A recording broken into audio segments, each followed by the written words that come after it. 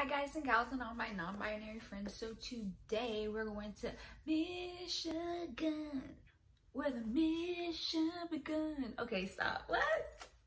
That was so fucking embarrassing.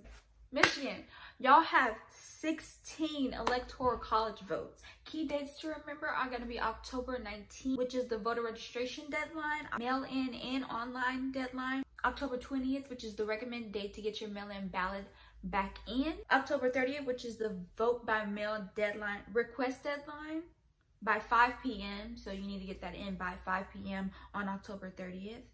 And then of course, November 3rd, which is going to be what?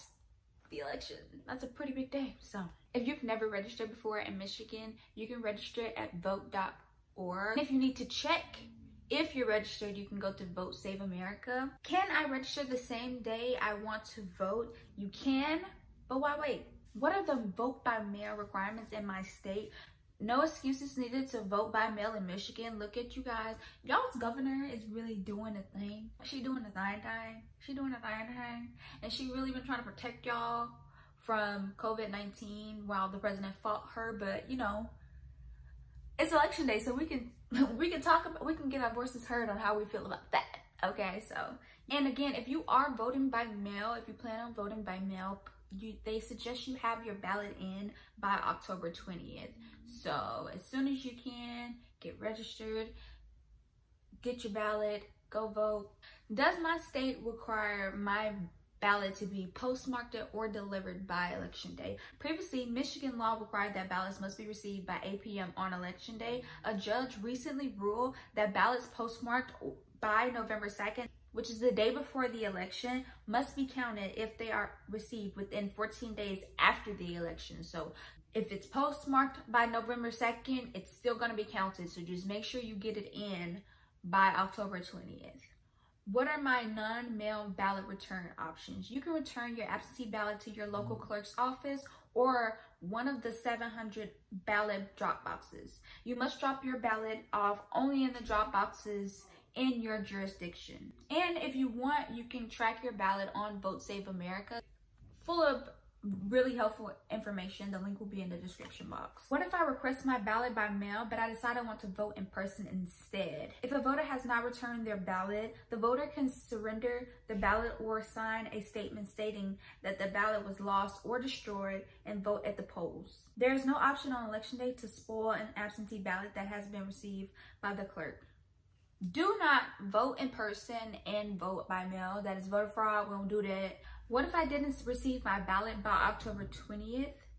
If you've requested your ballot but you still haven't received it at least 14 days before the election, check the status of your ballot online. If your ballot arrives before election day, you can drop it off in person at your local clerk's office or at a drop-off location. Anyone who has requested but not received their absentee ballot may go vote in person on election day. If you haven't received it by election day, you can vote in person on election day, which is clutch AF. Can I vote early in Michigan? Michigan does not provide in-person voting at polling places, but allow absentee in-person voting. You can also go in person to the office of your municipal or in township clerks and request an absentee ballot until 4 p.m. on the day before the election. You got all the way to 4 p.m. on the day before the election. So, you know, try to get it done early, but if you really need it, you know, you got it. But if you are going to vote in person on election day, make sure you wear a mask,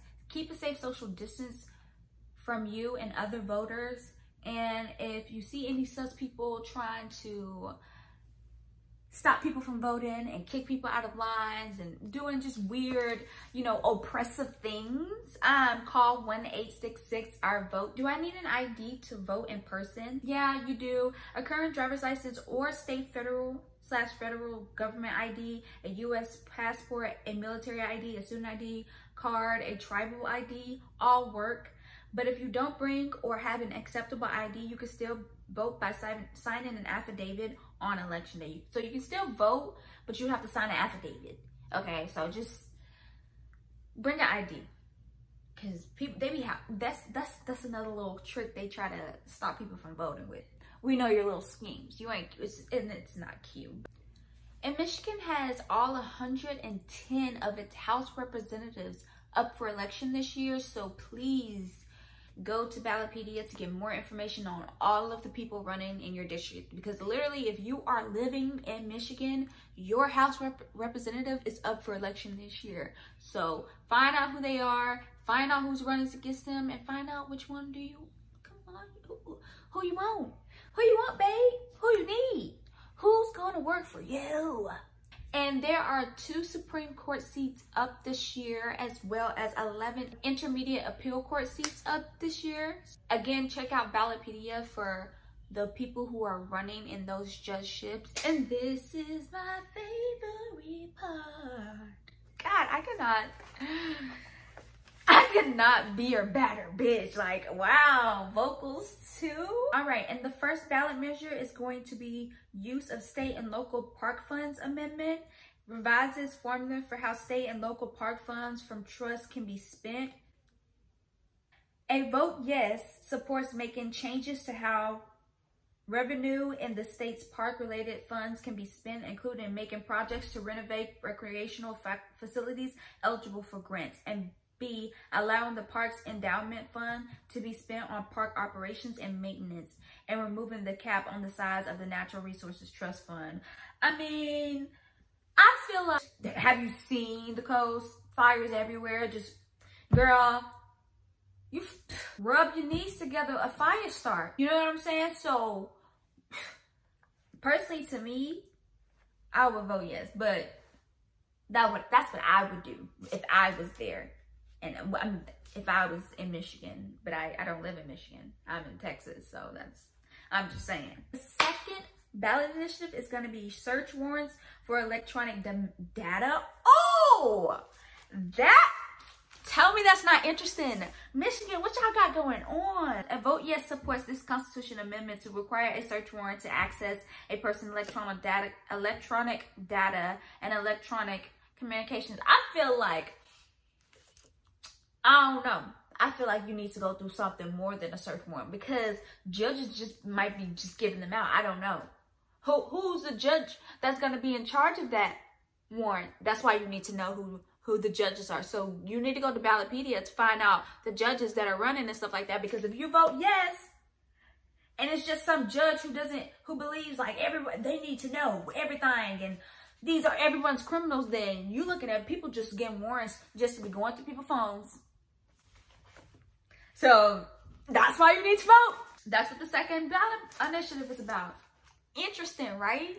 That's what I'm saying. I mean, does that mean that y'all don't have search warrants right now? If you are in Wayne County, these are your municipal elections that are going on. So please, again, go to Ballotpedia to find out more information on who's running in these offices, what these offices are. You know, find out what they got going on, child.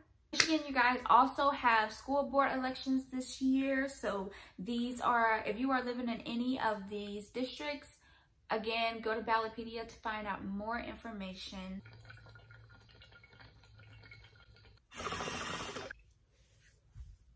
All right, I hope you found this video informative. I hope that you check the links down below in the description box to get even more information than the tiny bit of information I can give you here. I hope that you're making a plan to vote. I hope that you're thinking about running for office one day, because we need everyone's voice in here. And they try to make it seem like it's inaccessible, but really it's in all of our hands. And if we want to make change, we have to be willing to be a part of that process, as well as protest, because I believe that protesting is definitely needed, girl.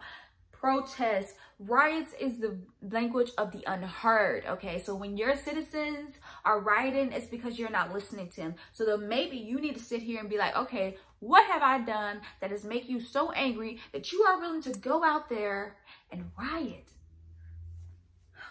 What kind of injustices have you been going through? See, but people aren't going from that track. That's why we need more activists in office as well. And I know people think like, oh my God, if you're an activist, you cannot be in public office. Yes, you can. We need activists in public office. We need people who genuinely care, who are community-based, who are genuinely thinking from a different perspective than what normally the Ivy League, straight from Ivy League to lawyer to politician to prosecutor to politician and all of that. Take care of yourselves, take care of each other, wear a mask, wash your hands, wash your face, wash your ass, and don't be an asshole. Bye.